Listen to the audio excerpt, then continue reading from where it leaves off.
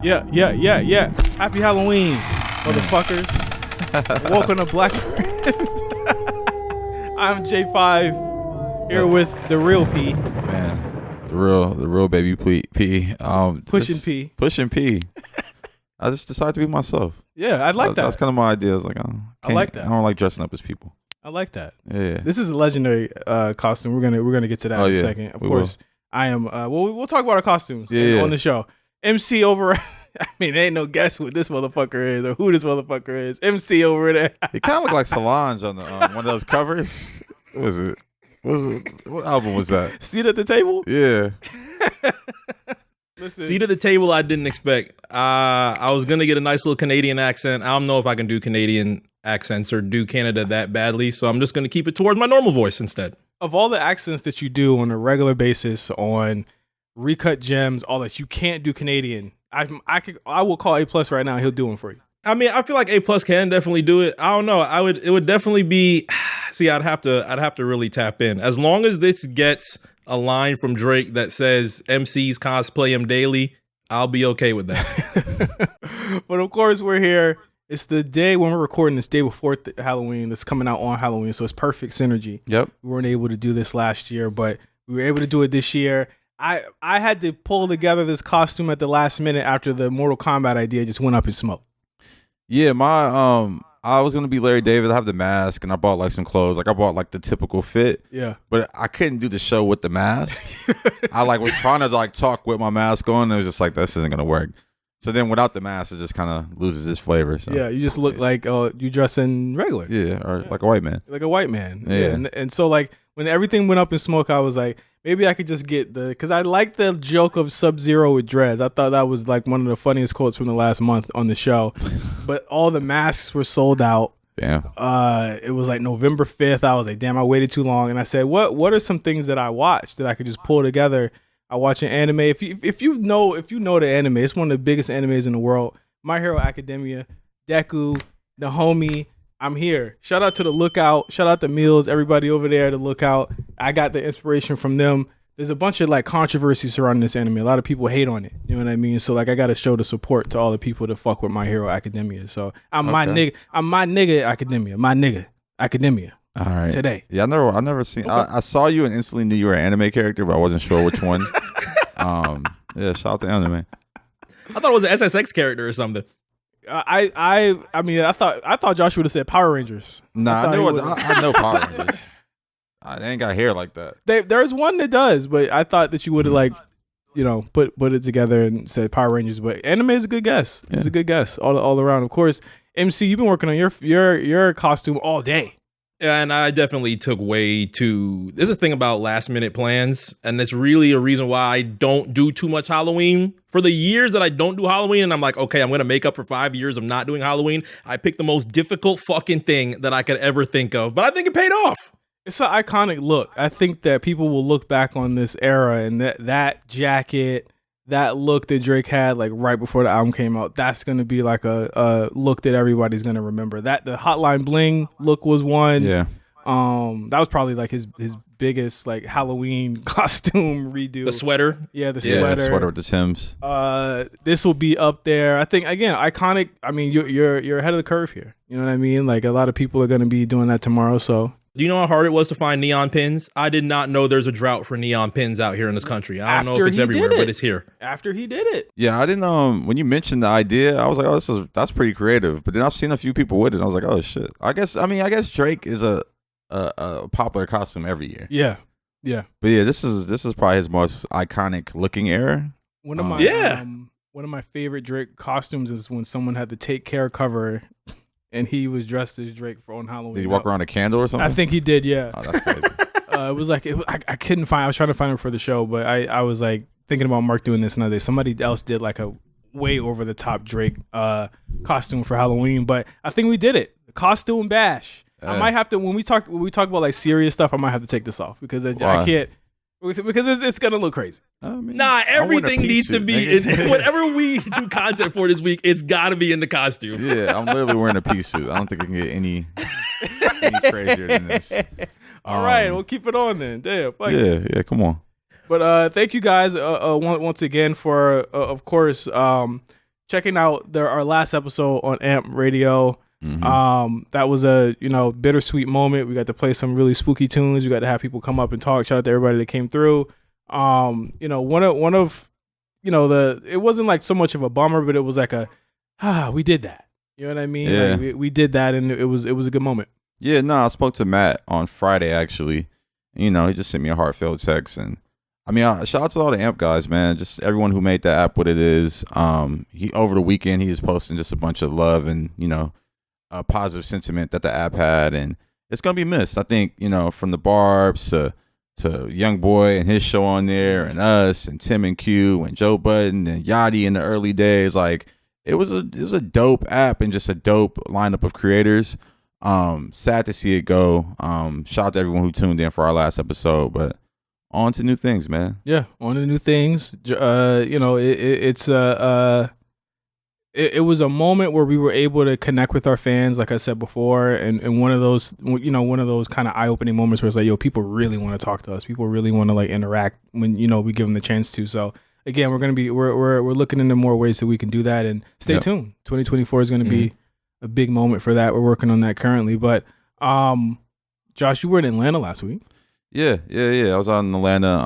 It was HBCU homecoming weekend. Crazy. Spell House. Shout out to all the graduates, alumni, and current students.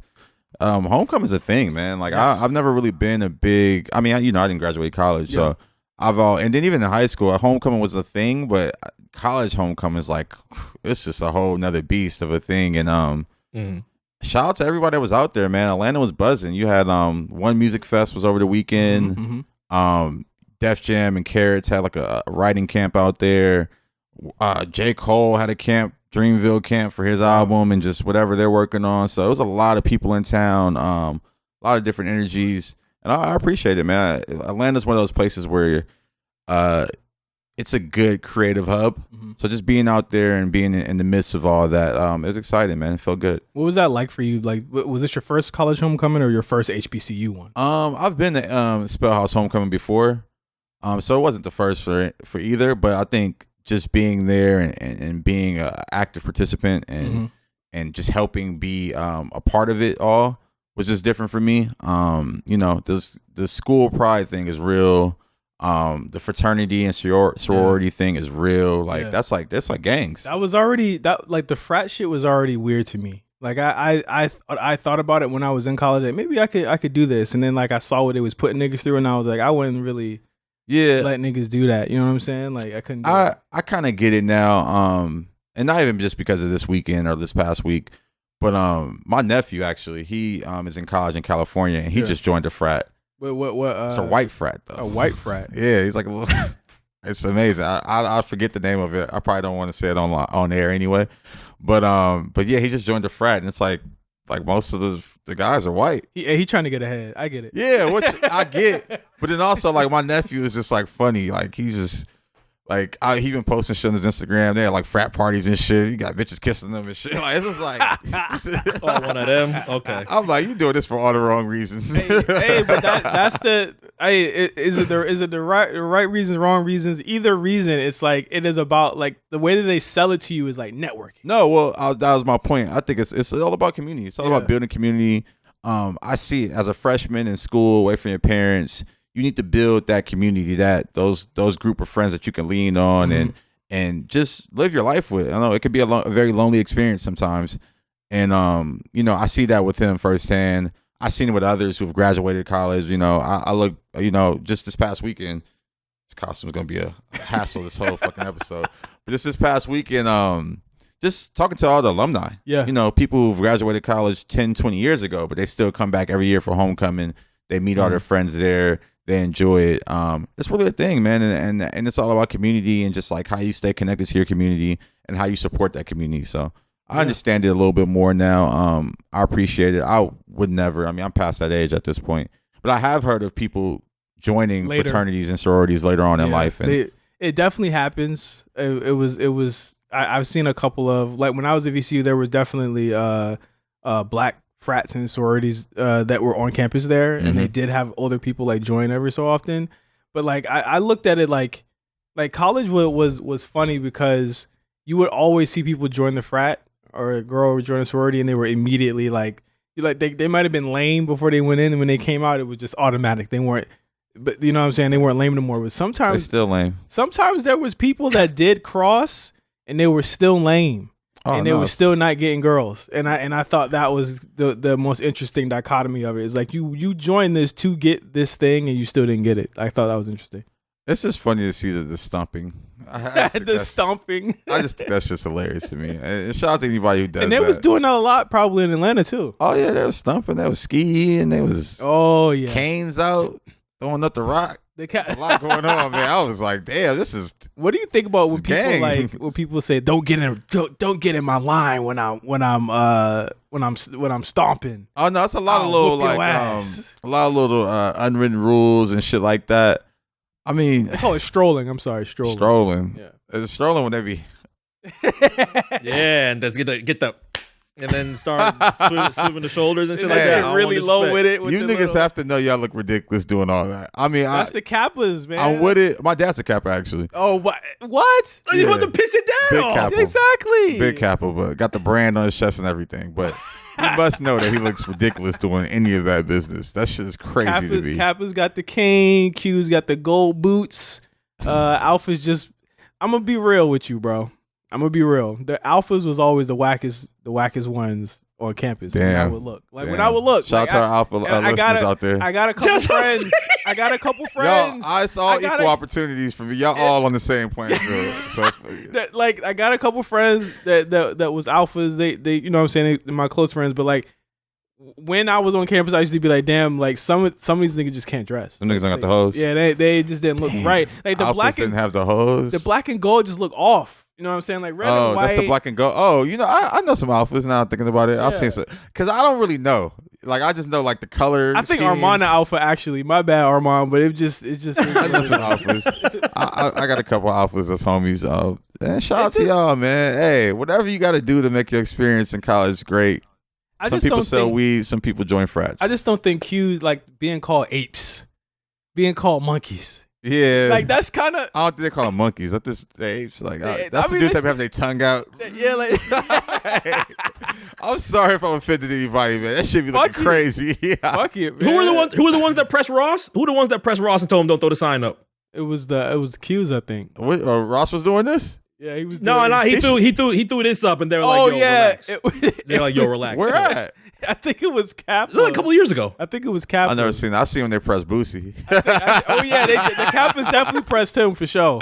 Let Boosie wear the motherfucking Kappa shirt, man. Boy, Ross will shoot the shit out your ass, man. Don't fuck with that nigga, man. Hey, man. It's like why you can't do a hand signal, bro. The frat thing is crazy, because y'all really be gang. Yeah, be gang. Educated gang, but be trying to like, you know what I'm saying, get business opportunities with a brand on your chest. Like it was niggas that was like, it's almost like some Freemason shit. It's like, yeah, it's a couple niggas I know that work in the law enforcement and shit. They gonna let me in because I'm a Sigma or whatever. I mean, I'm sure it does work like that. It very much, I've learned climbing the corporate ladder that it very much is about who you know in a certain sense. And I've seen that in multiple jobs and places and things. So I wouldn't be surprised if, you know, I mean, is there like a box in your resume you could check? Like, I'm also, but I think people do put it in their, kind of like the, you know how some resumes have like the get to know, like the real quick hits. Oh, yeah. Like, member of But then also it's probably like a network, like a little yellow book. And it's like, nigga, you know, the office is up at AT&T. Chapter leader. Alpha's running AT&T is stunning. How did we just spend 15 minutes burying fraternities? I mean, honestly, I'm not burying it because I think honestly, I think it's a like I said, I think it's a cool community building tool, and I would much rather you be in a fraternity or sorority than a gang. Yeah. So I appreciate it. You know, I think sometimes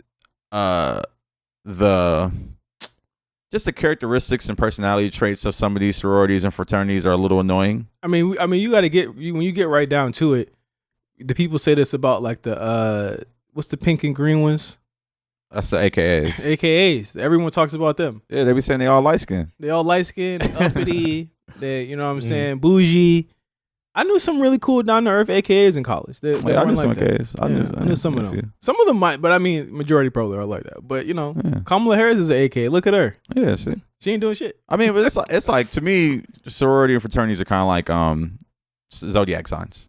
Oh wow. It's like a way to kind of know a little bit, but it's like it ain't always. Are we going in?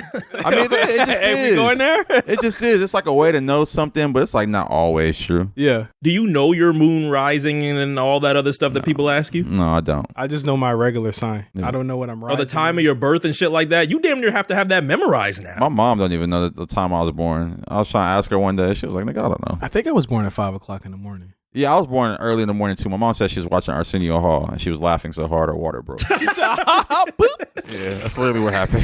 So I was pretty sure I was born like early. And then it was. I tried to look back and see who the fuck was on the episode, but I couldn't. Can't find it? Yeah, it was like the December 8th episode. I'm like, who the fuck was on there that night? Like, why were you laughing? Probably the episode that RoboCop was on there. I don't know. Or Jason. It was one of those. I remember watching those vividly, but shout out to Atlanta, but Josh wasn't the only legend that stepped foot in Atlanta. Who else was out there? Last week. TikTok influencer / food connoisseur Keith Lee made his tour of Atlanta. He's doing a food tour now. So that's like his new thing. He's going to different cities doing reviewing food over there.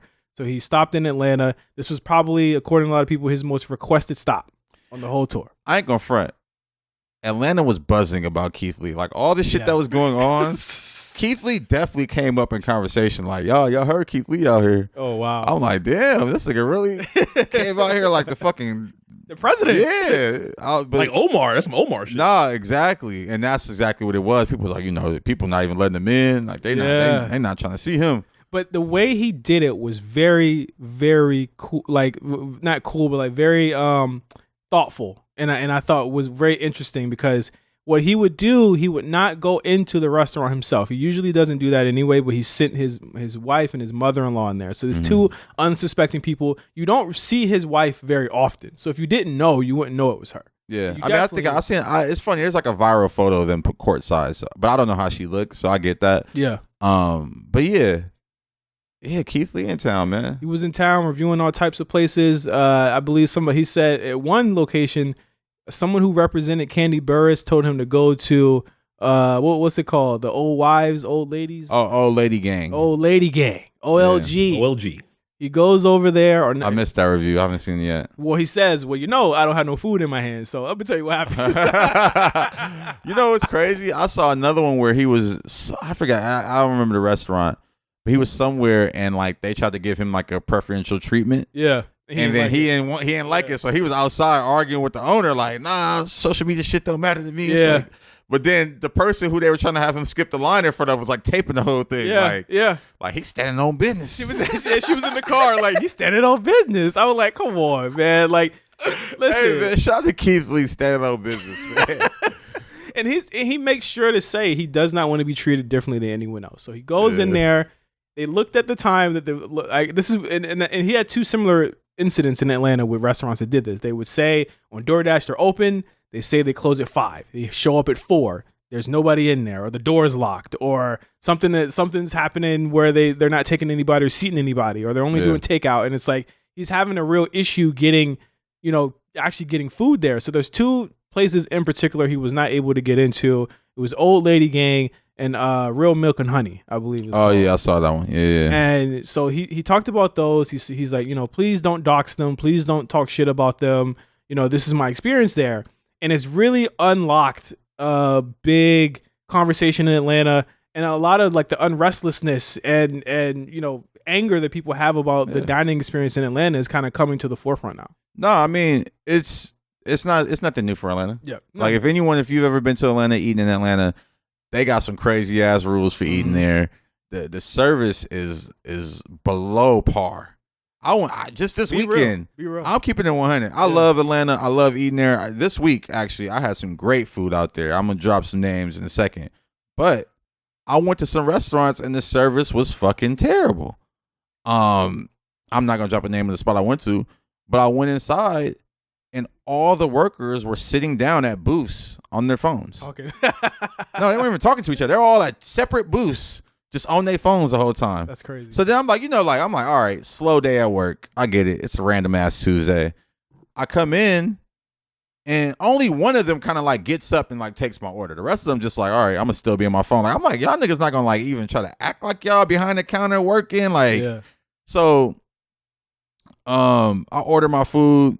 I'm waiting for my food. I go sit down somewhere. Like before they bring my food, the dude comes over like, let me wipe your table down real quick. I'm like, he didn't wipe the table before you sat at it? That's what I'm saying. I'm like, nigga, you should have wiped this table, nigga, an hour ago. This table should have been wiped before I got in here. It's crazy. Wipe my table down. I'm like, I don't even want to eat on this shit. I just sprayed the shit, wipe my table down, didn't put my food right there. It's like fumes coming up on my shit still. Yep, like fumes all in your shit. Bruh. I was just like, this is terrible, bro. But that's Atlanta. Yeah, that's how I expected damn near. Yeah. Food was crazy. It was all right. That was actually like an all right experience. But I did have some good food while I was out there. Man. But, go ahead. But like what gets me with the Keith Lee thing, and it's like your experience is not unique just to you. Like everyone out there goes through that. And what frustrated me about it is that like, yes, you're bringing awareness to it, but you're also talking about something that again is not unique to people that live out there. I feel like people in Atlanta want this to be brought to their attention. So I feel like the way that he's doing it, like it's all positivity, but let me tell you how this place didn't give me no food. It's like you're still gonna get them doxxed. And it is what it is. I mean, him saying don't dox him is just a disclaimer. People gonna react how they're supposed to. It's like if he doesn't get bad reviews, then there's no reason for him to have his platform. I think, and he does get bad reviews, but it's like my thing is like if you weren't gonna review the place, like I felt like he shouldn't have posted it. Like if he was scared about people doxing him. But it's like he's giving his experience. Like at the end of the day, that's what I'm saying. Like if someone gives a bad review, people are gonna pile on. Mm-hmm. That's just gonna happen anywhere. And then you review Cisco and Ebert, fucking food, Jonathan Gold, God rest his soul. Like that's just gonna happen. So it's like he got to do his duty, but he has to give that disclaimer, like don't dox them. Yeah, and that's just what it is. I think I get what you mean. Like it kind of comes off as like fake positive to a certain degree. Yeah, but I think he's just being a positive guy. Like this is a UFC fighter. He could actually get on some bullshit if he wanted to. He could have knocked the nigga out that was kind of arguing him about giving him preferential treatment. So it's like, I'm glad that he's coming at it from a real calm state, because that's why I like to refer to it as, rather than positive. He's just coming at it in a calm way. And I don't know. I really appreciate him. Like I wasn't a huge fan of his platform coming into this. Like I just wasn't that aware. Like I seen it and knew who he was. But now I'm tapped in. Like I'm following on TikTok. Like he's had several, and I did also appreciate that when he noticed that they were gonna give him a table over other people that probably had come there and got turned away. He left. He said, "God bless you. I don't want to be here." You know what I'm saying? Like I appreciate that. He's had a lot of different things going on TikTok. People, he's had like TV shows that people have pitched to him and deals with like quit. Like there was one particular deal where he ate a specific sandwich from Quiznos that another creator had made, and Quiznos tried to put him as the face of it, and he said, "No, I don't want to do that. I don't want the bag. Give her the bag." Yeah, and like she ended up getting that collaboration. I think she got like a whole commercial and stuff out of it. I think, but like that was one of the moments where I was like, okay, I really respect him. But it's like I feel like with the Atlanta food tour, this is just the beginning of a lot of stuff that's going to come up in terms of regional problems that come with dining, but also that come with business and in particular Black businesses. And I think it's also started up another conversation about how Black businesses treat you and how they treat other people and stuff like that. I've seen it on TikTok all day where it's like, okay, let's really get down to brass tacks and talk about how Black businesses don't exactly have the greatest customer service. And it's like one of those things, Josh, where it's like, nobody really wants to talk about it, but this whole thing has kind of brought it bubbling up to the surface. Yeah, no, I mean, it's a thing. It's an issue, and it needs to be corrected. And I think if Keith Lee is the one to correct it, then I'm all for it. I've experienced just terrible kind of ideas. Like I think one place he went to, and they're like, "Hey, you can't place an order until your whole seat is seated." I've been there before. That place he mentioned, and it's like, what? Like I can't. But I get it sometimes. I understand why the Black businesses are like this sometimes. Like a lot of places you go to nowadays, it's like, you can't pay with cards, or you could pay with a debit card, but you can't pay with a credit card because people be scamming. Yeah. And they probably didn't got chargebacks and shit. So a lot of these rules are because of things that Black people put upon themselves. And it's not just Black people. It's a lot of bad apples that people just pile up on and make it a thing. But do you think that's like it's like a cycle? Yeah, it's absolutely a cycle. But as a business of service, you have to come into it with an open mind of every customer is a new customer, and you got to treat them with the utmost respect. That's just a part of owning a restaurant and having a business. And being real, they're always right. Like that. Yeah, no, literally, customers are always right. So you got to go into every situation with the customers always right, even at the detriment of your business sometimes. And that's what a lot of Atlanta businesses don't have in mind. And then, I think a lot of people hit the nail on the head. A lot of Atlanta restaurants are like IG restaurants. They got the grass wall and the neon signs and the hookah and the lamb chops. And it's just like, it's hookah not at really, a restaurant is insane. Does anybody need hookah with their eggs? It's not even insane because that's what it is. That's what lifestyle. You go to Atlanta, you go to Houston, you go to Dallas, certain places in LA, New York. That's what it is. That's the vibe. Like that's Say Less in New York is one of the more popular Chinese restaurants. You can open the back door, you get the back room there, you can smoke. Wow. They playing Lil Baby in the restaurant, like it's album release parties in there and shit. Like, but that's just the vibe, and that's what some people want. That's what a certain demographic wants. So that becomes popular. And then you have 5 other restaurants trying to recreate that in their neighborhood. And then you have restaurants. Like, remember the controversy about the restaurant that wouldn't let people wear certain clothes in there? Oh, that was the brunch spot. The brunch spot? I kind of got that. I kind of got that. Was in Houston. He was like, he don't want people twerking and shit. Yeah, no white tees and all. I kind of get that sometimes. I mean, I'm not for the dress code. I think dress code, as long as it's not nudity, is like, I don't want a dress code in my place. As long as you're not coming in naked or dirty, it's fine. Yeah. But I do understand the rules of dancing on tables and shit. But then also it's like, nigga, don't be playing Lil Baby while I'm eating my eggs. Like, don't be serving mimosa Hennessy pictures. Like, I just think you fed up with the peach cobbler French toast. I just think it's just a certain restaurants have a certain type of menu and vibe, and then when they attract those people that want that, they be like, oh, don't do that. And it's like, nah, you don't be serving that type of shit. Bro, when did grass wall become it's crazy. The necessity for a restaurant, bro? It's literally crazy because that shit looks stupid every time. Grass wall pink lettering, bro, is everywhere. It's people that have the grass wall pink lettering in their house. My thing is, if a restaurant serves parsley on anything, I really don't go. A lot of parsley sprinkle. I seen some shit the other day. Nigga had parsley on everything. The whole plate had all parsley on it. I was like, this shit look crazy. The thing about it is like parsley as a garnish is good for coloring. It's not for taste. No, that's what I'm saying. And like, nigga, real places ain't putting parsley on everything. Not on anything. They put parsley on the waffles, nigga. Like, shit crazy, get man. out of here. I think I could truly understand from a resident of Atlanta trying to protect all of that. There was another one of those viral internet TikTokers that was out in West Palm. I can't remember if it was like Chow Time or something like that. And he was doing the spots around West Palm. And people were like, oh shit, he's shitting on everything out here in West Palm. Even though some of the spots that he got told to go to were pretty wild. I don't know why he got recommended a lot of those. But I can understand from a residential spot, like, would there be any places like in LA that would piss you off if some viral TikToker went in there and was like, chicken, ass. They didn't brine it for 2 days. It's always In-N-Out. I feel like that's the one thing people would defend out here more than anything. Yeah, there's always. I mean, I feel like out of town is always like, oh, In-N-Out's trash, Shake Shack, and Five Guys, or Whataburger. It's always an In-N-Out discussion. Yeah. I was gonna say on the flip side of it, this is guy. It's funny. My homies always sends the group chat. LA Try Guy. Have you seen him? No. Oh, you guys should follow him on Instagram. He hits all the LA spots. Okay. Black dude, super corny. He might be a part of a frat. He goes to all the LA spots though, and he be blowing them up. Like, fuck. Like, he went to Hungry Joe's, which is like a Jamaican spot. Yeah. He went with Paul Pierce. Like, cause he's gotten popular. He's on the news now and shit. But bro, Hungry Joe's might be one of the best Jamaican spots in LA. Where's it at? It's in Inglewood off of La Brea. I gotta go. Like right before Cincinnati. I love Jamaican out here. All right. Yeah, right before Cincinnati. Okay. Really good Jamaican. Honestly, I wish it wasn't so far. I would go a lot often. And I used to hate on it, but I had to turn the corner. It's good.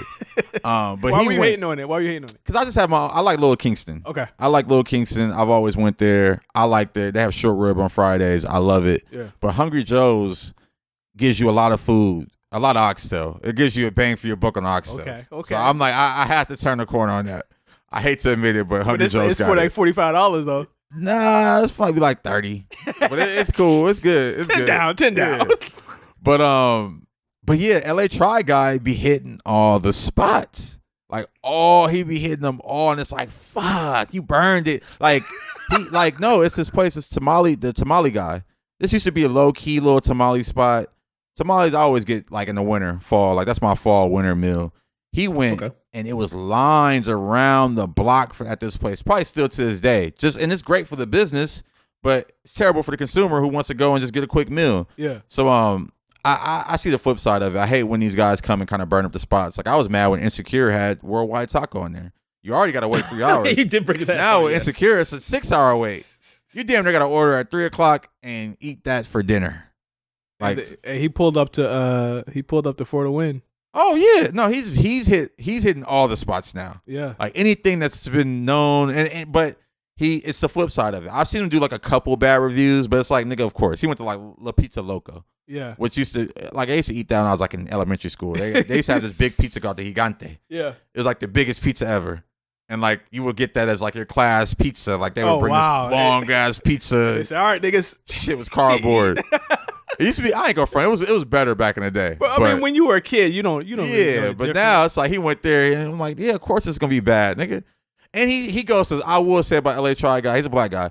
He goes to spots in the hood. Yeah, he does. He be in the trenches. Yo. Yeah. I was like, hey man, just off a couple scrolls.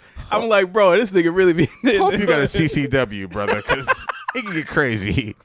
No, and again, I think that I wouldn't necessarily say that people like. Did you see the people in Atlanta were like defending or trying to protect these spots? No, I didn't see anybody trying to protect these shits. So when I was out in Atlanta talking to people on the ground, it was like, good. He going here exposing these motherfuckers. Exactly. Because they fed up with it. And they feel like, this shit is getting out of hand. Atlanta has run into, and this is not talked about enough, they run into so many people that are transplants from other places there. Well, it's crazy that you said that because that was a lot of people's response. I'm like, y'all got niggas from out of town cooking for y'all? They was like, yeah, it's all these transplants opening businesses out here. Yeah. I thought that was the Atlanta shit, but I guess that makes sense. A lot of them aren't from there or aren't based out there. Yeah. Might be bankrolled by people that are from there, but the cooks are largely from other places. And I think what's different about that from LA is that Atlanta is just such a smaller place. So it's ripe for people getting taken advantage of. I will say, when I went to Big Dave's Cheesesteak, I was like, oh shit, Big Dave is from Philly, for real. Like, He got like a couple locations out there now. So yeah, that makes sense. They're going through like some type of like, I don't even want to say it's like gentrification. It's almost like reverse gentrification, where it's like things that, well, it's not even reverse gentrification. It's like some type of weird upscaling of Atlanta where like, as everything grows up, there's people that see so much opportunity in what they're doing out there, and they want to be a part of it. Yeah. And I think that, I didn't see anyone defending it. You know what I mean? I saw no one defending OLG or Milk and Honey. I saw people saying, you need to go here next and expose them because they did this shit to me once. Like, I see more people saying that he should have gone there, but it's like, I feel like all places are staunchly protective of their own things regionally, stuff like that. Like, I feel like out here, again, like, I'm not, you know what I'm saying? I love every type of food out here. You know what I mean? Almost everywhere I go. I said it earlier. Like I went to Marisco's Corona. Oh yeah, on Friday. Spot. Like that shit, 10 out of 10. But there's people who I'll look and they'll say, "Oh, Mexican food is better in Chicago," and I'm like, I can't believe I heard that before. Chicago think they got the best everything, so I really can't take it serious. They got some good food in Chicago, but they ain't got the best Mexican food. I'll tell you that much. Non-existent over there. You know what spot? None of this would have happened. Busy Bees. Guaranteed. Oh, who knows? I don't know. He might go to Busy Bees and have a terrible meal. Busy Bees is born and raised in the city. Like that is a meal or that is a restaurant that is from the city. These other places, they just come in post-COVID too. You got to think of that too. Like a lot of restaurants popped up. There's a lot of stuff going on in Atlanta. I think that there needs to be like not an expose, but a deeper like research on that. And I think he really kind of awakened that. So like I shout out to Keith Lee for that. Like I think that it's definitely one of the more interesting conversations that's come out of, everything in the past couple of months in terms of what's going on in Atlanta. I've heard more about rent prices in the last couple of months than the actual food stuff over there. Yeah. So you see that over there, and I've been glued in. I've been tapped in. It's been the most interesting thing to me on TikTok all week. No, I actually follow Keith Lee on Instagram after this, and has he done LA yet? No, but he lives in Vegas. He's been out here before. He's had people send him stuff from LA. So I'm actually interested in when he pops up. I wonder if he'll be at Complex here. Con. Come try these tacos, man. I hit him up, DM him. I might. Every video I've seen, I've been DMing you all year. I just want you to come and try my food. I'm good. I ain't about to beg in the DMs. But if you are looking for a good meal in Atlanta, check out Pot O Wings. Pot O Wings. POTO Wings. Man, it's not even a restaurant. It's a ghost kitchen in the back of a CVS. Oh, what? Bro, these might be the best wings I've ever had in my life. But they're serving it next to the cheesesteaks. It came from behind the CVS, a pharmacy. Shout out to Reese Flair. He put me on. Shut up, Red. God damn, these wings was bomb. And everyone who tried them thought the same. Did they give them to you in a pot? No, it was in a box. Okay. But man, they had the sweet heat flavor. They had hot honey lemon pepper. Let me just be clear. This whole conversation is making me hungry. Oh my God. Hot honey lemon pepper wings. I was like, what the fuck? Bomb. So yeah, I'm supporting that 100%. There's like a Thai spot I went to out there called Osha. I had not like OHSA, not like No, that's how they spelled it though. OHSA. Wait. That's like the workplace violation. I know, but like what? That's how they spelled it. It was bomb. I had some fucking fried fish that was bomb. I had a lot of fish while I was in Atlanta. I went to some Jamaican spot called Perfect Seasoning. Here's my thing about really the fish. Good. Here's about the thing about the fish out there. They ain't surrounded by no water out there, bro. I mean, people say that all the time, but it's like, nigga, what place is going fishing and then bringing it back to the restaurant? Like, what? Like, I hear that all the time. Like, what are y'all talking about? Nigga? I just want to know where they importing it from. They could be importing it from Chesapeake Bay. They can get it from Virginia. That's fine. They get it from somewhere. Yeah. I'm just saying. It's like they fishing. You eat like, nigga, what? You think the fish you eat is from California in California? Yes, they should be. It ain't. They should be, bro. I'm just saying. It ain't, bro. Anyway, off Atlanta into NBA. Well, it's back. What Mark calls the alpha sport, back in full swing. I don't know about all that, but good sport. Good sport. Yeah. Good sport. Do you hear, Josh? I'm just saying, we ain't, NFL's on still, so. Lakers already pissing me off. I watched one half of a game and said, "Yep, I'll be back in April." I mean, it's Which early. game was it? What was it? The last night's game. I said, "Yep, I'll be back in April." Oh, the Kings. Yeah, I say, "Yeah, what is this?" I say, "Yeah, this is some bad ball." And I said, "Y'all get it together after the All-Star break when LeBron fire a couple niggas. He just trying to test it out right now." You got full new beginnings, man. In-season tournament starts this month, every Tuesday and Friday. Games that go towards the season tournament or the new NBA Cup that's out in Las Vegas in December. Big month for the NBA to try new things. That's why I know the NBA trash, because they doing just anything. Like, this cup shit still don't make no sense to me. Sound like some video game shit. It really don't make no sense to me. I think it's cool if you can want to call it that, but it's like, what? I think it's good in terms of their TV deal that's up in like a year that they're trying to renew. They're trying to add more content to the slate. I've been reading stuff about rights deals coming up next year for NBA being the biggest one in 2024. So they're introducing this tournament. They're hoping to get eyes away from NFL, which is dangerous because this is like December's peak season. Well, this is my thing with the NFL. Every game matters with no in-season cup. Yeah. Like, even the bad games matter. Like, and they're better. Like, that's the thing. The NFL just has better competition, better games. Like, you be watching fucking Carolina and the Atlanta Falcons, and you're like, oh, this is a good ass game. Like, and they're terrible teams, but it's a good game. But you don't think this is a step to having games, as Mark said, every Tuesday, Friday, games that do matter? I mean, I think, no, not necessarily. I don't think anyone really is like pressed on the in-season cup.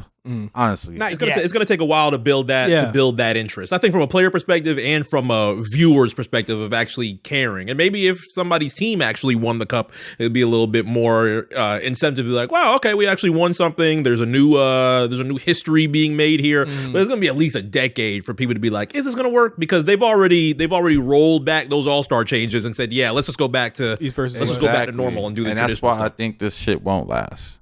Like, this in-season cup, because it's like at the end of the season, when you have the world champions, you're gonna be like, what does this in-season cup matter? Yeah. Like, huh? Like, y'all won the mid-season finals? So you're saying it needs more stakes. It needs more stakes. I just think it was the idea that they kind of tried to come up with, And I just think it ain't really sticking to me personally. I would rather you place more importance on the summer league and make that like a league before. Yeah, if there's a summer league cup and you have veterans playing there, like that would make more sense. But in season, it's just like, all right. But I guess like, it's hard. It's hard to do that when you have an 82 game schedule. That's the one thing that I not necessarily have a little envy about the NFL. But when you have an 18 game schedule with one game a week, everything is do or die, no matter what happens. You can't really do that with an 82 game schedule. There's 3 or 4 games a week for some teams. It's a little bit difficult. Back to backs and all of that. Obviously, you can't do back to backs or anything of that nature in the NFL because just the tenure of that. But I just think from a TV perspective, it is dangerous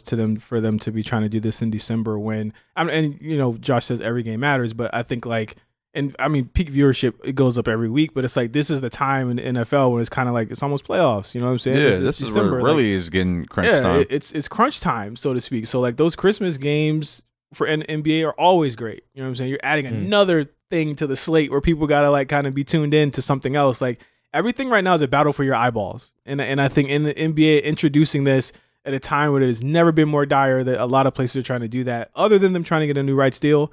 It's going to be very dangerous. I'm interested in seeing, and do you know where this is airing at yet, Mark, or is it TNT?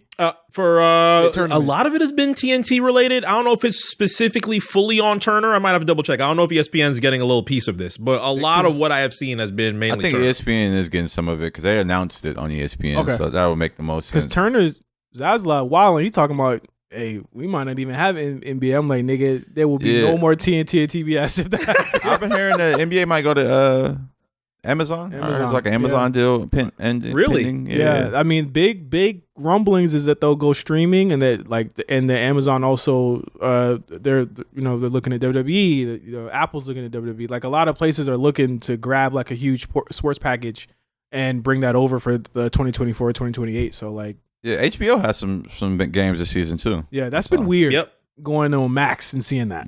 Yeah. Max I actually tried the Max feed for those games that were on Tuesday and Thursday.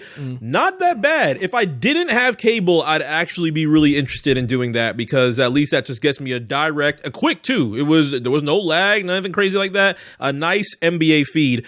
But obviously I have cable. I'm not getting rid of cable. So I don't know if it's wise to just tack on $10 a month just to be able to pull it up on HBO Max. But if I didn't have cable, I think it would be a little bit worth it. I'm bringing cable back, yo. I'm tired. They got me. I'm good on cable. I don't watch anything live. I only watch 2 things live a week, 3 things live a week. And that's just wrestling. That's it.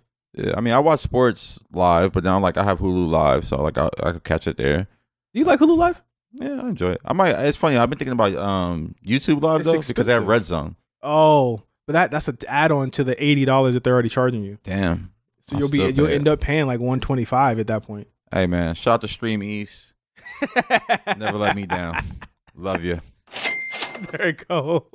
Real quick before we get to kind of the main event topic, you see this Corday and Naomi Osaka shit? I heard about it, man. Sad. That's real sad, man. Sad. Where's Coco Guff at? Man, Black Love is done, bro. You know what I'm saying? Everybody's leaving it. You know, people said that we didn't go hard enough on Jada Pinkett.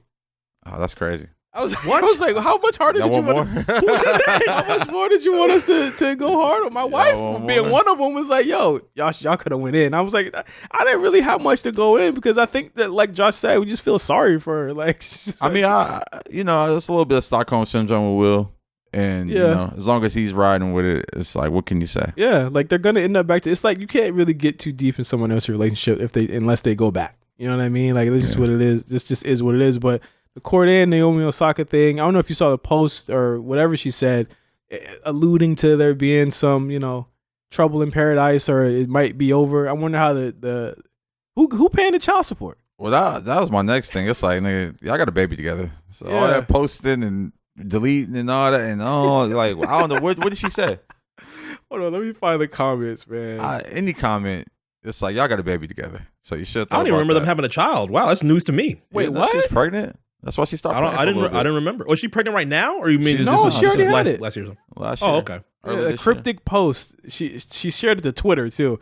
I just want someone that will watch the sunset with me. And then she said on October 27th, The Art of Loving Yourself. Corday not trying to watch the sunset. That sounds like right up his bag. That sounds like That's what what he I'm would saying. love to Like, do. That wow. sound like Okay. right up his alley. He would I'm watch the like- sunset. Like, I know you ain't out here in the game. That's what I'm saying. I can't even see him in the club. I know you ain't out here enjoying the fruits of the game right now, bro. Come on, look at me. He Look at probably me. just don't want to watch the sunset. He probably want to play video games or something.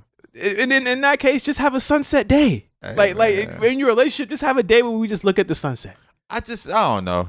Shout out to Corday, man. Relationships are compromises, and we're just spitballing here. You know what I'm It saying? might be, But it might have been just like a little rough patch. Hey, baby. don't delete be that. out there in the game, bro. Don't be out there trying to play the game. Ain't nothing out there. Go for DDG too. Yeah, don't be out there trying to play the game. Ain't nothing in these streets, man. Y'all got it, man. Y'all got it locked down Y'all- right now. Bro, Y'all got it. don't fuck it up. Don't be out there in the game. Fuck the green hair and the pea suit. Hey, man. I'm telling you something for real. I'm not in the game, but DDG, Corday, Stay out the game. hold it down. Turn the PS5 on. That's the real game. Turn you it should off. play. Well, no, he can Go turn rub it her on. feet, man. Yeah. She just played the whole 3 sets. Yeah. She needs some TLC. Turn it on after, just so that she know where you at. Hey, man. You know what I mean? I'm just saying. She done played 3 sets. DDG hold her coat while she walked down the red carpet. Yeah. Yeah. Man, y'all need to hold it down. Y'all got some multi-millionaires in y'all life right now, man. She doing press for Little Mermaid. You know she gonna be the face of Little Mermaid for the rest of her life. Yeah, man. Hold it down. What the fuck? Shit. Ain't she about to be in Color Purple too? Somebody told me that shit was trash. I mean, it looks trash, Yeah, but but hey. hold it down. Color Purple. Still, exactly. In theaters, Christmas Day. Hold it the fuck down. Stay out the game, man. Stay out the fucking game. Speaking of games being played, Kai Cenat. The hand rub is killing me. Playing games. I can't even wait for the hand We rub. playing games, man. Kai Cenat was announced. It was announced maybe a week and a half ago. I didn't think it was serious, but had a trailer for a jail thing. I'm guessing the Offset part must have been filmed when they was all hanging out and shit. They was all in there. Krishan was in there. Drewski, all of them. Big budget. Looks like a big budget behind it. So Yeah. he started a 7 days in stream where he will be streaming from jail for 7 days with special guests and real shit happening. The actual title of the stream is 24/7, 7 days in. Don't drop the soap, no snitching. Yeah, I mean, shout out to Kai Cenat, man. It's funny. I said something on Twitter about this. Like, I was just like, I'm praying for hip hop. The streamers are cosplaying prison. Mm-hmm. And And- you got attacked. I got attacked, man. Jason Jeter attacked me. Wait, why? He was like, "What part of that is hip hop?" It's so funny because I just went to a store earlier in the day. The motherfucker was closed. Trying to buy some Capital in Atlanta. Keith Lee? Keith Lee? Right? I tweeted him that too. I was like, I just was at your store earlier. Y'all was closed. He didn't respond. But my thing with that, yeah. and this is someone who watches Twitch quite regularly, just for work and just in general while I'm working. That nigga don't play games. I've never heard of him being a gamer. And I mean, if he does play games, it's usually those meme games. I don't know if you've ever seen the game where the guys are like they're running up like this invisible tower, and if they fall, they fail the game. That's the only like games that he plays. Oh, that shit Way Up or whatever. Yeah, it's called? Way Up. Yeah, it's called Way Up. That's the only thing I've seen him play for an elongated period of time. He didn't like 2K. I think that was one that he played one day and then he tossed it. And the last game he played was Spider-Man 2, which came out like 2 weeks ago. So like he don't play games. He's like, if you look at his most recent, it's all just chatting. Because all he does is chat. yeah, I mean, he's just like the album review guy, and then he brings people on. They talk about rap, he interviews. That's hip hop. And I don't know, a lot of people's response to my tweet was, that's not hip hop. And it's from both sides. Like the streamers was like, he ain't hip hop. What he got to do to hip hop? And then the hip hop people was like, that ain't hip hop. It ain't got nothing to do with hip hop. And I'm just like, what? He's talking about rap. Like, but people have this thing where like rap and hip hop are two separate things. I'm just like, bro, Same shit. you niggas, man, go put your kufi on and do some backspins. But yeah, like I just for my issue with this whole thing is that first and foremost, I gotta say, Kai Cenat is a part of hip hop and rap culture. Yes, I agree. From the way he talks to the way he walks to the people he interviews. He was literally just talking about Twitch not kind of platforming him and putting him on the front page because of his content, because he talked about rap, because of the way he looked. That is hip hop. That is rap. He was crying about it. Second part. Cosplaying jail is the most asinine, idiotic thing someone could ever do as a black man in America. Mm-hmm. It's literally like his next thing needs to be cosplaying slavery. That's not, I mean, we're not far from that. We're not far from that. Yeah, would that be too far down the line? No, I don't think it could be next week. It could be next week. Drewski would think of some funny shit to say about it. Like, my thing is, and a lot of people are like, oh, well, you laugh at Drewski this and you laugh at this skit. And it's like, yeah, I laugh at skits. I've laughed at movies. I'm not reenacting being in prison. That's just corny. That shit ain't funny. It's nothing cool about it. They just brought in some kids and did like some fake scared straight thing. I'm like, what is your angle here? I'm trying to figure out your angle. Like, I saw a clip where he was like, hey, no, some real shit. You cursing at him? It's like, yeah, he's cursing at the fucking comedian Ben the Don and fucking Drewski who are talking about, oh yeah, I've done 48 hours in jail. Like, yeah, they laughing and cursing at y'all dumbasses. Like, I'm so over like the culture of hip hop. And like, I guess I'm that old man on the porch. Like, this shit's over with. I don't even think it's old man on the porch. I think it's like there's certain things that are old men on the porch where it's like, I don't get the skinny jeans. That's not destructive at all. Yeah. I don't think we've ever seen anything in our life in hip hop, within hip hop or hip hop adjacent, whatever you want to fucking call it, where they're cosplaying jail. I've seen someone say, well, they make music videos in jail. I'm like, you're not getting the consumption aspect of what this is. Like, he is making it like it's one long 7 days SNL skit with special guests. You're not getting a special guest in prison. The first day he did the stream, I was watching it. A couple people in our chat were watching it too, where it was just like, he was running around saying, ain't this shit like Scared Straight, y'all? Ain't this shit like 60 Days In? Like, no, it's not like 60 Days In. Like, wait, so I'm trying to figure out, 60 Days In is real criminals going in for 60 days. 60 Days In, it's another show I watch, is former criminals at times and sometimes fans that go into real prisons for 60 days to figure out what they can do to fix the prison. Like, that's the reality show aspect. I don't watch that. I thought 60 Days In was like real criminals going in, but like a 60-day bid. You got the little skid bits you going. But I mean, that show also like be fucking them up because they don't have good cover stories. They don't even give them good cover stories to be in there. So they ask them where your papers at, and then people are like, I don't know. Like, it's real. Like, those people really be pressing. My thing is too. It's like, that's a stupid show. Like, I would keep it real with you.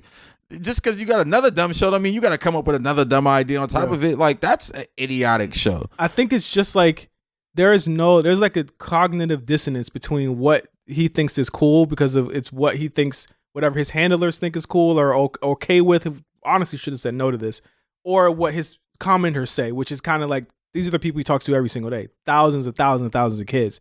But that's the key point here is that it's kids watching this. There's no jail is bad or wrong. It's literally just them walking around in jumpsuits on a closed set, doing fake jail shit. Not taking showers. Yeah, not taking showers. Like, Drewski comes in, there's like a fake riot, and I was like, what is this? Like, it's not even funny. I don't know, man.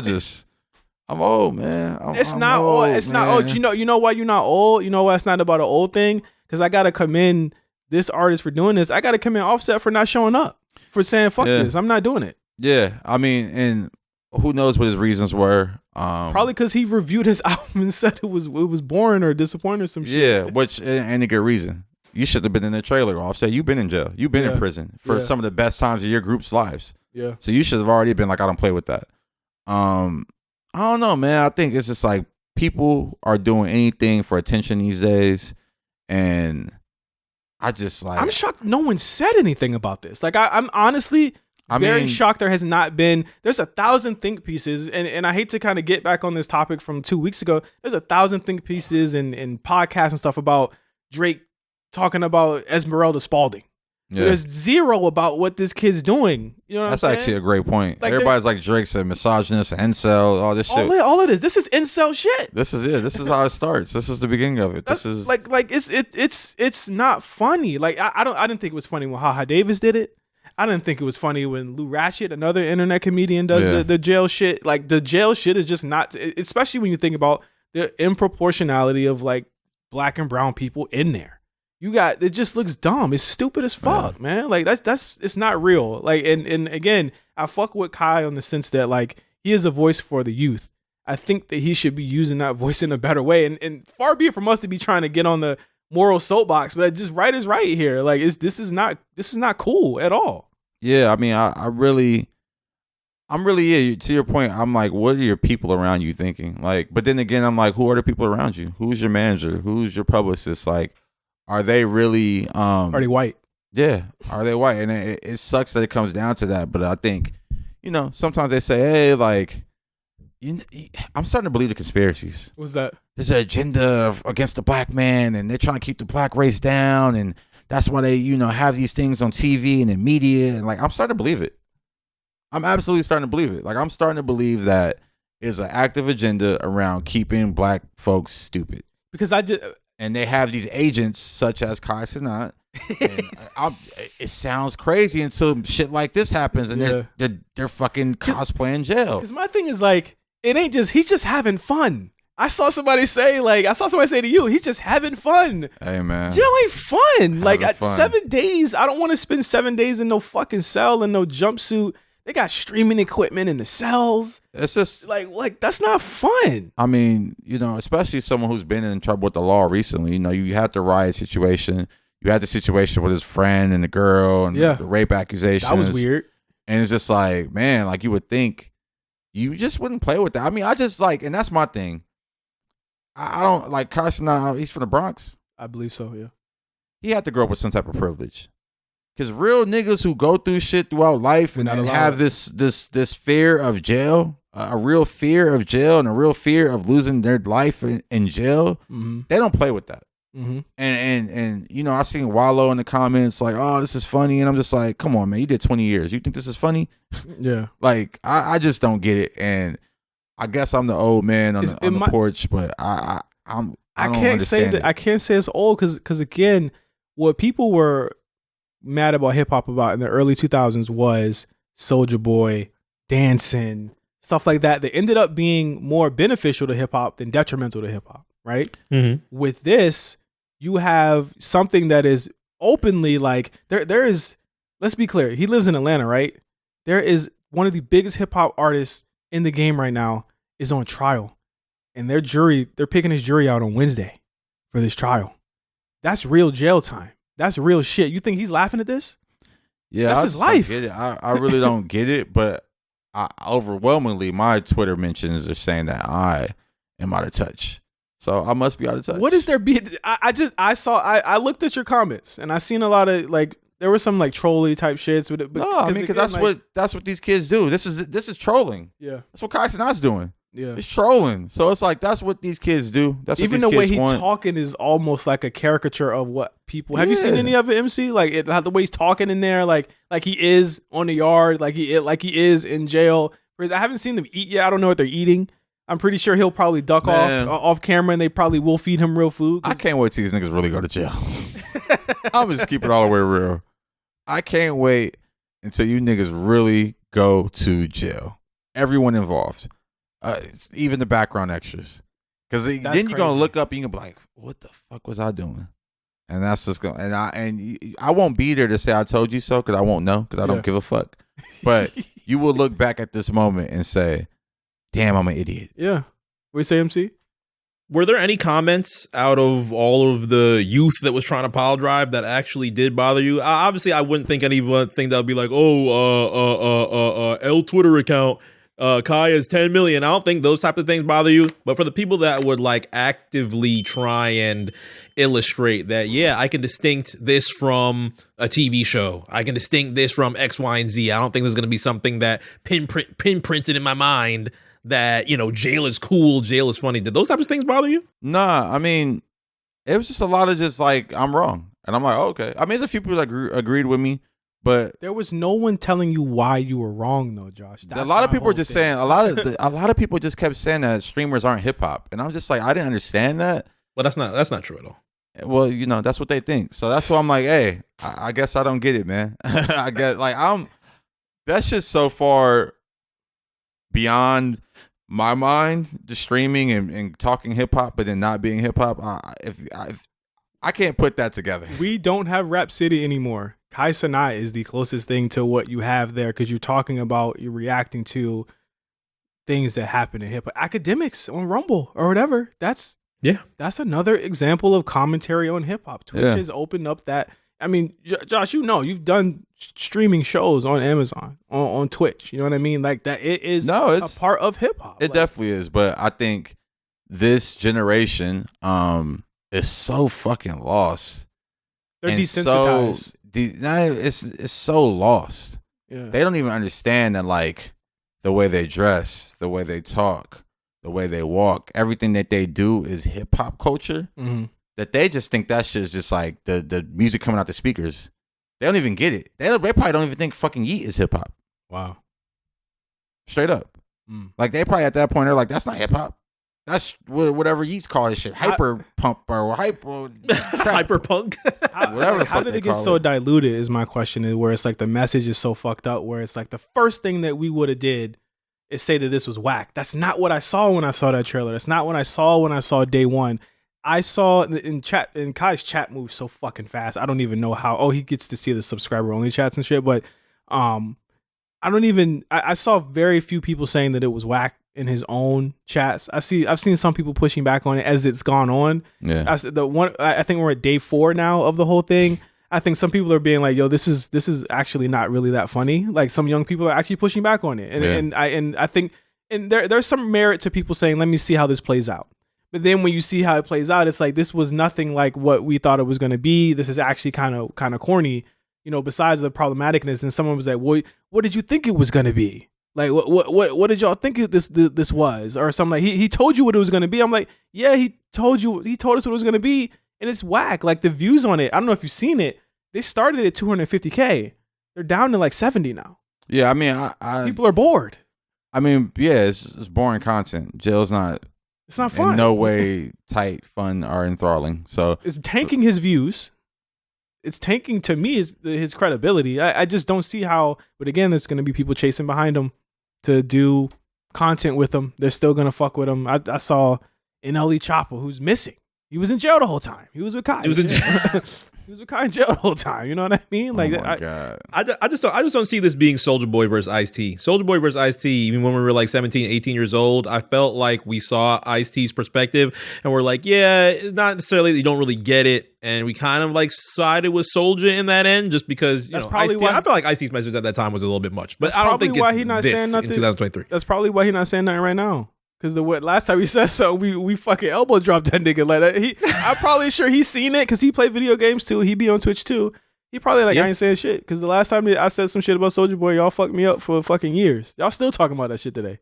Yeah, I don't know, man. I don't get it, but salute to all parties. Hip hop is in the trash. Josh, you taking the high road here? Nah, I just think hip hop culture is just at the lowest point it's ever been. You could tell from the music that's on the charts to the music that our top hip hop artists are making to the music that our, you know, middle of the road hip hop artists are making. There's nothing innovative going on currently. Mm-hmm.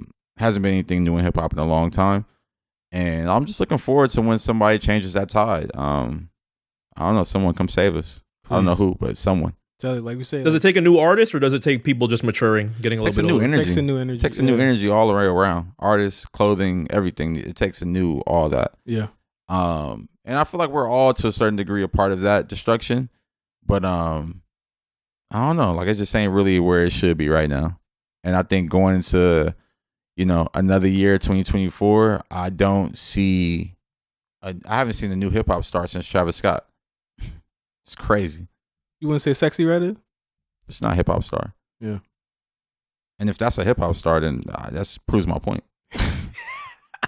By hip hop star, do you just mean stadium status? Just filling out? I mean, someone who is selling records, someone who is a icon, someone people who want to work with. Well, yeah, who will be around and stand the test of time. I don't think that's Sexy Red yet. Yeah. I think Sexy Red is a great moment, but shit, Glorilla was a great moment a year ago. Let's see if Sexy Red is around next year. Yeah, let's see if her music progresses. Let's see if her music has anything of substance that people want to hear and gravitate towards. Yeah, she got to sit it down too because she's pregnant. Yeah, she's pregnant. Yeah. But yeah, Sexy Red ain't a hip hop star.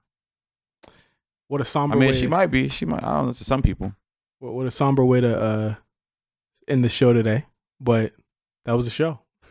I love the fact that everything this week is just going to be in costume. I'm going to love Eclipse this week. Oh, it's going to be great. Thank you guys for listening to the show, for indulging us in this costume bash here that we have. Of course, the clips of this and all of the video will be up on our YouTube, especially follow us on TikTok, please. We're trying to feed that algorithm.